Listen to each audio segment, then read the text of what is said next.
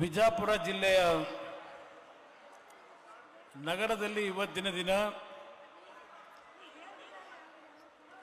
ಜಾತ್ಯತೀತ ಜನತಾದಳದ ಬೆಳ್ಳಿ ಹಬ್ಬದ ಒಂದು ಆಚರಣೆ ಹಾಗೂ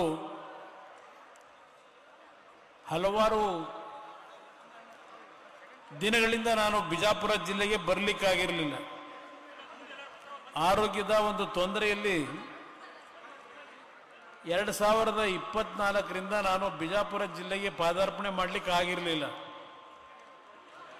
ನಿಮ್ಮೆಲ್ಲರ ಒಂದು ಆಶೀರ್ವಾದವನ್ನು ಈ ಒಂದು ಬೆಳ್ಳಿ ಹಬ್ಬದ ಸಂದರ್ಭದಲ್ಲಿ ನಿಮ್ಮ ಒಂದು ಶ್ರಮದಿಂದ ನಿಮ್ಮಿಂದ ಆಶೀರ್ವಾದವನ್ನು ಪಡೀಲಿಕ್ಕೆ ಇವತ್ತು ಬಂದಿದ್ದೇನೆ. ಪ್ರಥಮವಾಗಿ ಈ ಒಂದು ಕಾರ್ಯಕ್ರಮವನ್ನು ಅತ್ಯಂತ ಯಶಸ್ಸುಗೊಳಿಸಿರ್ತಕ್ಕಂಥ ಬಿಜಾಪುರ ಮತ್ತು ಬಾಗಲಕೋಟೆಯ ವಿಶೇಷವಾಗಿ ಬಾದಾಮಿ ಈ ಒಂದು ಭಾಗದಿಂದ ಬಂದಿರತಕ್ಕಂಥ ಕಾರ್ಯಕರ್ತ ಬಂಧುಗಳು ಈ ಸಭೆಯನ್ನು ಯಶಸ್ಸುಗೊಳಿಸಿದ್ದೀರಿ. ಪ್ರಥಮವಾಗಿ ನಿಮ್ಮೆಲ್ಲರಿಗೆ ನನ್ನ ಗೌರವಪೂರ್ವಕ ಅಂತ ವಂದನೆಗಳನ್ನು ಸಲ್ಲಿಸಲಿಕ್ಕೆ ಬಯಸ್ತಾ ಇದ್ದೇನೆ.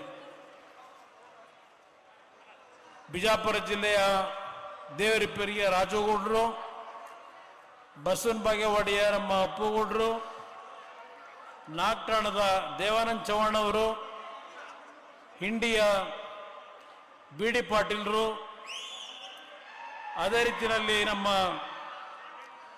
ಬಾದಾಮಿಯ ಹನುಮಂತಪ್ಪ ಮಾವಿದ್ ಭರತ್ ಅವರು ಹಾಗೂ ಪಕ್ಷದ ಹಲವಾರು ಪ್ರಮುಖ ಕಾರ್ಯಕರ್ತರುಗಳ ಶ್ರಮದಲ್ಲಿ ಎರಡನೆಯ ಸಭೆ ಇವತ್ತು ಬೆಳ್ಳಿ ಹಬ್ಬದ ಆಚರಣೆಯನ್ನು ವಿಜಯಪುರದಲ್ಲಿ ನಾವು ಮಾಡಲಿಕ್ಕೆ ಕಾರಣ ವಿಜಯಪುರಕ್ಕೂ ಮತ್ತು ಸನ್ಮಾನ್ಯ ದೇವೇಗೌಡರಿಗೂ ಇರತಕ್ಕಂಥ ಒಂದು ಅವಿನಾಭಾವ ಸಂಬಂಧ, ಅವರ ಮನಸ್ಸಿನ ಹಲವಾರು ನೋವುಗಳು, ಈ ಒಂದು ಉತ್ತರ ಕರ್ನಾಟಕಕ್ಕೆ ಕೊಟ್ಟಂತ ಹಲವಾರು ನೀರಾವರಿ ಯೋಜನೆಯ ಕಾರ್ಯಕ್ರಮಗಳ ಬಗ್ಗೆ ಸುದೀರ್ಘವಾಗಿ ಸನ್ಮಾನ್ಯ ದೇವೇಗೌಡರಿಗೆ ಮಾತನಾಡಿದ್ದಾರೆ. ವೇದಿಕೆ ಮೇಲೆ ನಮ್ಮ ಪಕ್ಷದ ಹಲವಾರು ಮುಖಂಡರಿದ್ದಾರೆ, ನನ್ನ ಶಾಸಕ ಮಿತ್ರರಿದ್ದಾರೆ, ಸಂಸತ್ ಸದಸ್ಯರಿದ್ದಾರೆ. ಎಲ್ಲರ ಹೆಸರನ್ನ ಹೇಳಲಿಕ್ಕೆ ಹೋಗೋದಿಲ್ಲ. ನಾನು ಒಂದು 10-15 ನಿಮಿಷ ಮಾತಾಡಲಿಕ್ಕೆ ಅವಕಾಶ ಇರ್ತಕ್ಕಂಥದ್ದು.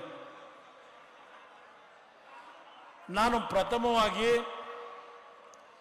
ಈ 93 ವರ್ಷದಲ್ಲಿ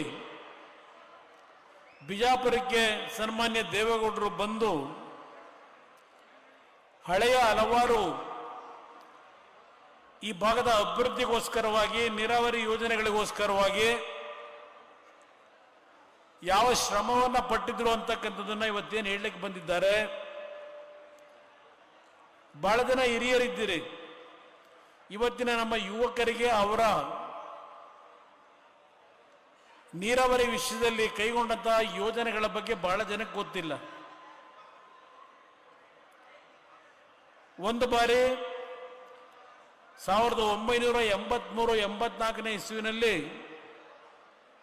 ಕೃಷ್ಣಾ ನೀರಾವರಿ ಯೋಜನೆಯನ್ನ ಅನುಷ್ಠಾನಕ್ಕೆ ಕೊಡಿಸ್ತಕ್ಕಂಥದ್ದಕ್ಕೆ ವೇಗವನ್ನು ಕೊಡಲಿಕ್ಕೆ 200 ಕೋಟಿ ಹಣವನ್ನು ಕೇಳಿದ್ರು ಅವತ್ತಿನ ಮುಖ್ಯಮಂತ್ರಿಗಳಿಗೆ. ಅವತ್ತಿನ ಮುಖ್ಯಮಂತ್ರಿಗಳು ಮತ್ತು ಅವರ ಅಧಿಕಾರಿ ಹಣವನ್ನು ನಾವು ಮರದಲ್ಲಿ ಬೆಳೆಯಲಿಕ್ಕೆ ಸಾಧ್ಯ ಇಲ್ಲ, ಎಲ್ಲಿಂದ ಹಣ ಕೊಡ್ಲಿಕ್ಕೆ ಸಾಧ್ಯ ಅಂತಕ್ಕಂಥ ಮಾತು ಹೇಳಿದ್ರು. ಆ ಹಿನ್ನೆಲೆಯಲ್ಲಿ ಅವತ್ತು ಆ ಸಂದರ್ಭದಲ್ಲಿ ರಾಜೀನಾಮೆ ಕೊಟ್ಟಂತ ಒಂದು ಪ್ರಕರಣ ವಿಜಯಪುರದ ಜನತೆಗೆ ನಾನು ನೆನಪಿಸ್ಕೊಡ್ಲಿಕ್ಕೆ ಬಯಸ್ತೀನಿ. ಅದೇ ರೀತಿಯಲ್ಲಿ ನಿಜಲಿಂಗಪ್ಪನವರು ಮುಖ್ಯಮಂತ್ರಿಗಳಿದ್ದಾಗ ಇಂದಿರಾ ಗಾಂಧಿ ಅವರನ್ನ ಇಲ್ಲಿಗೆ ಆಹ್ವಾನ ಕೊಟ್ಟು ವಿಜಯಪುರದಲ್ಲಿ ಚಿನ್ನದಲ್ಲಿ ಅವ್ರನ್ನ ತೂಗಿಸ್ತಾರೆ, ತುಲಾಭಾರ ಮಾಡ್ತಾರೆ. ಇಂದಿರಾ ಗಾಂಧಿ ಅವರಿಗೆ ಒಂದು ನಯಾ ಪೈಸವನ್ನ ಈ ಒಂದು ಕೃಷ್ಣಾ ನೀರಾವರಿ ಯೋಜನೆಗೆ ಕೇಂದ್ರ ಸರ್ಕಾರ ಕೊಡಲಿಲ್ಲ. ಯಾವುದೇ ಸರ್ಕಾರಗಳು 50 ವರ್ಷದಲ್ಲಿ ಈ ಒಂದು ಭಾಗದ ನೀರಾವರಿ ಯೋಜನೆಗಳಿಗೆ ಹಣವನ್ನು ಕೊಡಲಿಲ್ಲ. ನಿಮ್ಮಗಳ ಆಶೀರ್ವಾದದಲ್ಲಿ ದೇವೇಗೌಡರು ಪ್ರಧಾನಮಂತ್ರಿಗಳಾಗ್ತಕ್ಕಂಥ ಒಂದು ಅವಕಾಶಗಳೇನು ದೊರಕಿತು, ಅವತ್ತು ಅವರು ಕೈಗೊಂಡಂಥ ಒಂದು ತೀರ್ಮಾನದ ಹಿನ್ನೆಲೆ ಉತ್ತರ ಕರ್ನಾಟಕದ ನೀರಾವರಿ ಯೋಜನೆಗಳಿಗೆ ಸುಮಾರು 20,000 ಕೋಟಿ ರೂಪಾಯಿಗಳು ಬಂದಂಥದನ್ನ ಉತ್ತರ ಕರ್ನಾಟಕದ ಜನತೆ ಮರೀತಕ್ಕಂಥದ್ದಲ್ಲ ಅನ್ನೋದನ್ನ ನಿಮ್ಮಲ್ಲಿ ಕೈ ಜೋಡಿಸಿ ಮನವಿ ಮಾಡುತ್ತೇನೆ. ಇವತ್ತಿನ ಈಗಿನ ಸರ್ಕಾರದ ಬಗ್ಗೆ ತಾವು ಯೋಚನೆ ಮಾಡಿ, ನಮ್ಮ ತಾಯಂದರು ವಿಶೇಷವಾಗಿ ಈ ಸರ್ಕಾರ ಕೊಡ್ತಕ್ಕಂಥ 5 ಗ್ಯಾರಂಟಿಗಳ ಒಂದು ಪ್ರಮುಖವಾದಂಥ ಒಂದು ಗ್ಯಾರಂಟಿ 2,000 ರೂಪಾಯಿಗಳು. ಈ 2,000 ರೂಪಾಯಿಗಳಿಗೆ ನೀವೇನು ಮರಳಾಗ್ತಾ ಇದ್ದೀರಿ? ಒಂದು ಕಡೆ ನಿಮಗೆ 2,000 ರೂಪಾಯಿಗಳ ಹಣವನ್ನು ಕೊಡ್ತಕ್ಕಂಥದ್ದು ಒಂದು ಭಾಗ. ಇವತ್ತು ಈ ಸರ್ಕಾರ ಕಳೆದ 2.5 ವರ್ಷದಲ್ಲಿ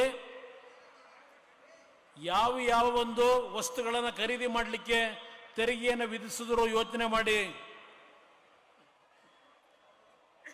ಯಾವೊಂದು ಸರ್ಕಾರದಿಂದ ಮಾರಾಟ ಮಾಡ್ತಕ್ಕಂಥ ಮದ್ಯದ ಬಾಟ್ಲ್ಗಳ ಮೇಲೆ ಎಷ್ಟು ಏರಿಕೆ ಮಾಡಿದ್ರು ದುಡ್ಡು, ಅದನ್ನು ಕೊಡೋರು ಯಾರು?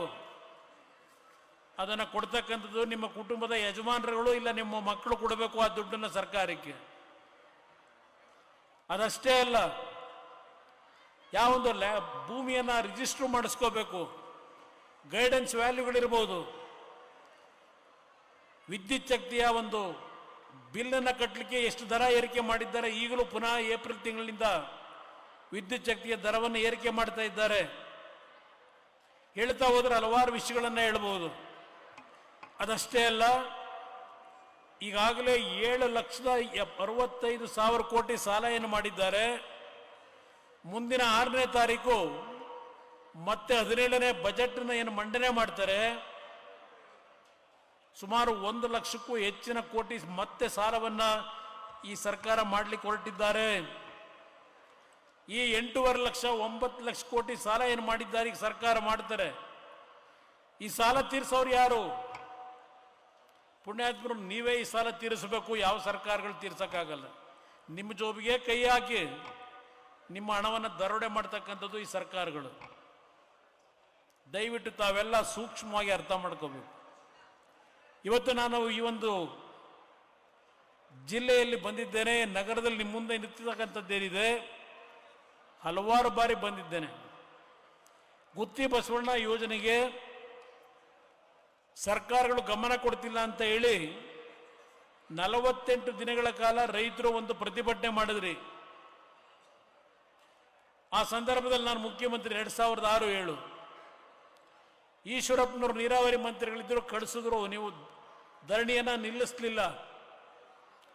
ನಾನೇ ಬಂದು ರೈತರಿಗೆ ಮನವೊಲಿಸಿ ಅವತ್ತು ಧರಣಿ ನಿಲ್ಲಿಸಿ ಆ ಒಂದು ಯೋಜನೆಗಳಿಗೆ ಯಾವ ಒಂದು ತೀರ್ಮಾನಗಳನ್ನು ಕೊಟ್ಟೆ, ಅದು ನನ್ನ ಕರ್ತವ್ಯ ನಿರ್ವಹಿಸಿದ್ದೇನೆ. ನಾನು ಜಂಬಕ್ಕೆ ಅದನ್ನು ಹೇಳ್ಕೊಳ್ಳಲ್ಲ. ಇಲ್ಲೆಲ್ಲ ನಮ್ಮ ಪಂಚಪ್ಪನವ್ರು ಕೂತಿರ್ಬೇಕೇನೋ, ಅಲ್ಲಿ ಕೂತಿದ್ದಾರೆ. 2006-7 ನಾನು ಮುಖ್ಯಮಂತ್ರಿ ಇದ್ದಾಗ 2018 ಅಕ್ರಮ್ ಮಾಡಿದ 50 ರೂಪಾಯಿ ಬಾಂಡ್ ತಗೊಂಡು ಸರ್ಕಾರ 20-22 ಸಾವಿರ ತುಂಬನಾಕತ್ತಾರೆ. ಅವತ್ತು ಇಲ್ಲಿ ಬಂಡಪ್ಪನವರಿದ್ದಾರೆ. ನಾನು ಬೀದರ್ ಜಿಲ್ಲೆಯಲ್ಲಿ ಪ್ರವಾಸ ಮಾಡಬೇಕಾದ್ರೆ ನಮ್ಮ ರೈತರು ಬೆಳೆದಂತ ಕಬ್ಬು ಮಾರಾಟ ಮಾಡೋಕ್ಕಾಗಿರಲಿಲ್ಲ, ಕಾರ್ಖಾನೆ ಮಾಲೀಕರು ಕೊಂಡ್ಕೊಳ್ಳಿಕ್ಕೆ ತಯಾರಾಗಿಲ್ಲ. ಬೀದರ್ನ ಒಂದು ರೈತರ ಹೊಲಕ್ಕೆ ಹೋದಾಗ ಒಣಗಿ ನಿಂತಿತ್ತು ಕಬ್ಬು. ಅಲ್ಲೇ ತೀರ್ಮಾನ ತೆಗೆದುಕೊಂಡೆ, ಈ ಬಾರಿ ರೈತರ ಸಾಲವನ್ನ ಮನ್ನಾ ಮಾಡ್ತೀನಿ ಅಂತ ಹೇಳಿ. ಆಗಿನ ಹಣಕಾಸು ಸಚಿವರು ಎಲ್ಲಿದೆ ದುಡ್ಡು, ರೈತರ ಸಾಲ ಮನ್ನಾ ಮಾಡಲಿಕ್ಕೆ ಎಲ್ಲಿ ಸಾಧ್ಯ ಅಂತಕ್ಕಂಥ ಮಾತನ್ನು ನನಗೆ ಹೇಳಿದ್ರು. 2006-7 ಸಹ ಸುಮಾರು 2,500 ಕೋಟಿ ರೈತರ ಸಾಲ ಮನ್ನಾ ಮಾಡ್ತಕ್ಕಂಥ ನಿರ್ಧಾರ ಏನು ಮಾಡಿದೆ. ಬೆಳೆದಂತ ರೈತರು ಕಬ್ಬನ್ನೇನೋ ಕಟಾವು ಮಾಡಿ ಮಾರಾಟ ಮಾಡಲಿಕ್ಕಾಗಲಿಲ್ಲ.